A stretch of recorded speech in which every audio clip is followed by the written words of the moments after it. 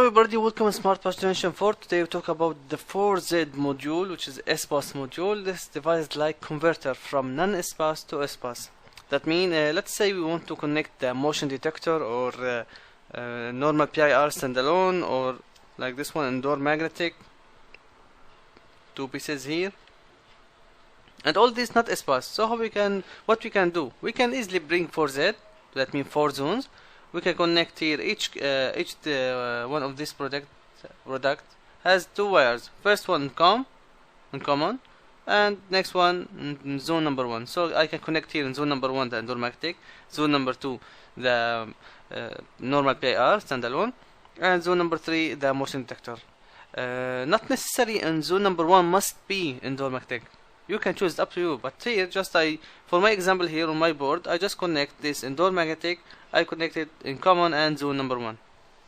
Okay, let me check here my screen what we have. If you open your 4Z here, 4 zone, in general tab we have the same. You can put your remark, you can the MAC address is fixed here. You can change the remark, let's say ground floor DB number 1,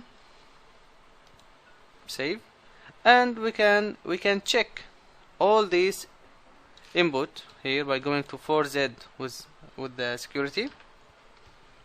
Here, if you can notice, also all of them disconnected. That means there's no contact now. Here the contact number 1, number 2, number 3, number 4. I will try to put this magnet. I put it here exactly. Then I press check or refresh. Now if you notice here, now connected. Remove it again. Press. Now disconnect. All this in status of 4Z section. Here also we have in dry contact tab. We have here dry contact number 1. I have 2 number 1. I will tell you next video why we have here 2. I have here dry contact number 2 and number 3 and number 4. That means I can control each input alone here. So let's say about first one I connect to my indoor magnetic. So 1 here for indoor magnetic. Next one if I connect motion smoke detector or normal PIR for number 2, and so on, number 3 and number 4. What we have here remark. You can also make remark for your channels or your input.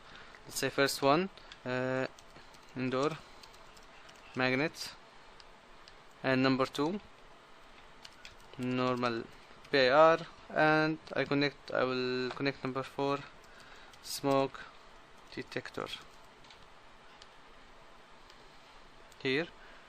So I can know now easily input number 1 for what, number 2 for what, and number 4 for what. And for sure you can, like any SPAS command, by double click you can put your command.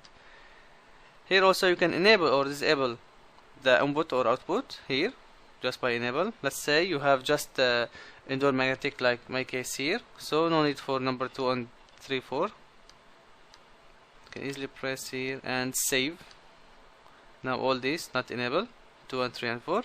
You can enable it again at any time you want, enable or disable. This is the basic info. We will explain more in next video. Thank you.